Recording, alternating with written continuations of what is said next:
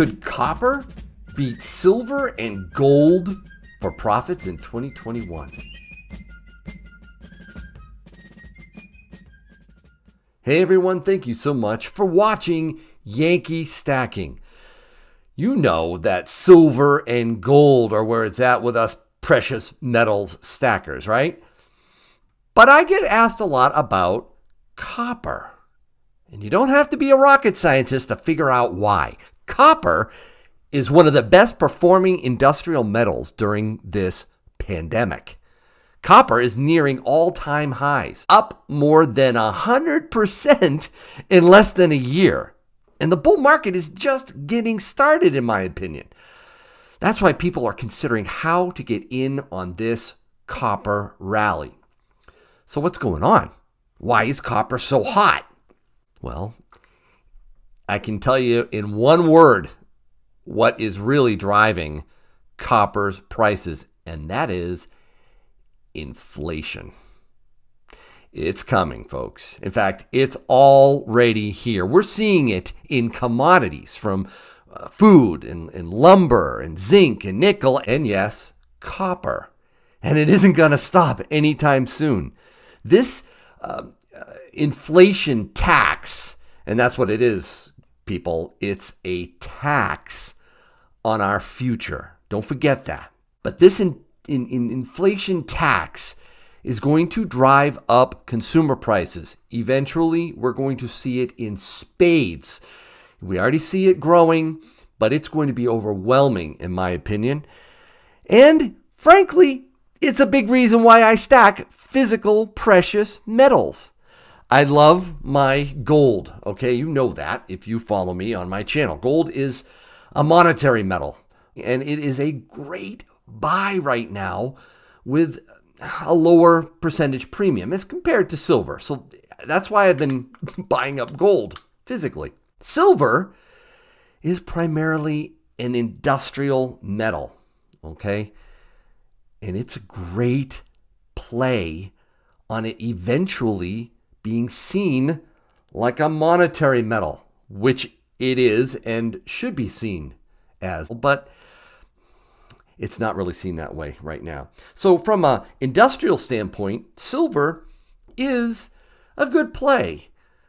But these are precious metals, okay? Silver and gold. And in my opinion, that is why you need to stack it physically. However, copper is only an industrial metal. It's not a precious metal. But no, I don't physically stack copper. Okay, I know the questions keep rolling in. Yankee, why don't you stack copper? Well, I do have some copper rounds. They're pretty cool. They're fun. And I do have this big, beefy copper bar. Okay, yeah, that is one chunk of copper. I also have quite a few pre-1982 Lincoln pennies. These right over here, the ones with the dates on them, they are a little special to me because they come from my late grandfather, Grandpa Earl. Yeah, he gave these to me when I was just a little tyke and was, getting interested in coin collecting because of him, primarily. So I always think of him when I see these. But that's all the copper I have, okay, pretty much. Because one of the tenets of stacking the Yankee way is to stack dense. Okay, as a prepper stacker, stacking physical copper would be anything but dense, okay? I'd end up with a whole room full of this stuff, and I don't want that. But I do like to invest in copper as a commodity with incredible upside over the next few years. At least that's what I think. In fact, I think in 2021, copper could actually outperform both silver and gold. So while I don't physically stack copper, I do like to invest in copper in the paper markets, in my investment accounts, like my IRA. I really believe, folks, that this is a big opportunity. Remember that the U.S. government is going to spend a boatload, trillions, on infrastructure spending very soon. And that is going to require a lot of copper, a lot of resources that are not available right now. A lot more spending to mine this stuff. And that is going to push up prices. Now, I don't like the fact that our government is doing this, okay? Don't get me wrong here. I believe the private sector should be financing these costs. I think they do a lot better job of it than Uncle Sam. They wouldn't be, so bureaucratic. They wouldn't, have as much waste as our federal government has.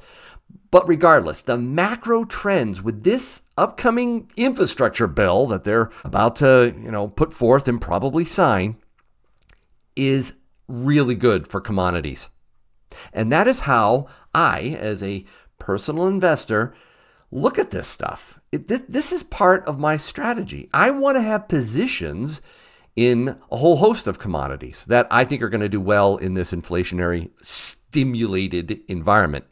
With both, easy monetary policy by the Fed and this crazy fiscal policy by the government, I think copper is a no-brainer, okay?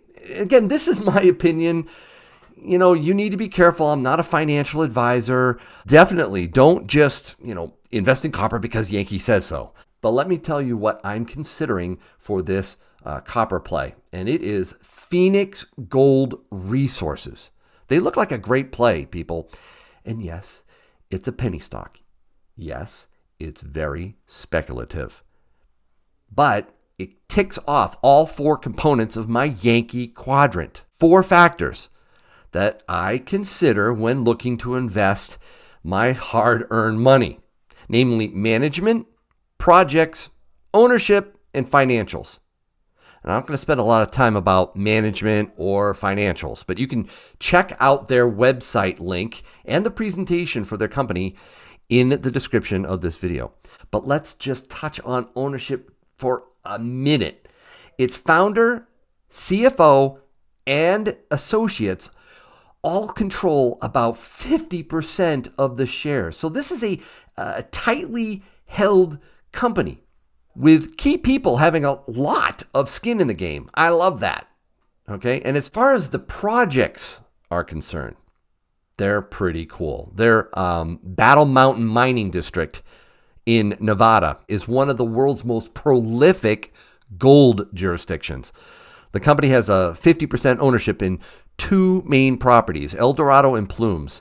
And the other owner in El Dorado is none other than Newmont Mining. Okay, that's a big name in mining. But I don't want to spend any more time talking about the gold aspect here. I want to focus on the copper.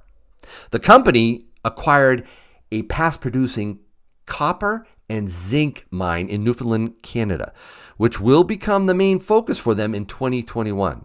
They've just announced the acquisition and the coming drilling program. The York Harbor site has been extensively explored already, with various companies drilling over 19,000 meters of the property. 11 zones have been discovered with enriched copper zinc resources, and many of the intervening areas between these zones have high potential as well. Again, do your own due diligence on Phoenix Gold Resources, but I'm convinced that there's quite an opportunity to make some serious coin on copper with them. Check out the links below and let me know what you think in the comments. Also, please like this video. And as always, I hope your day is A-OK.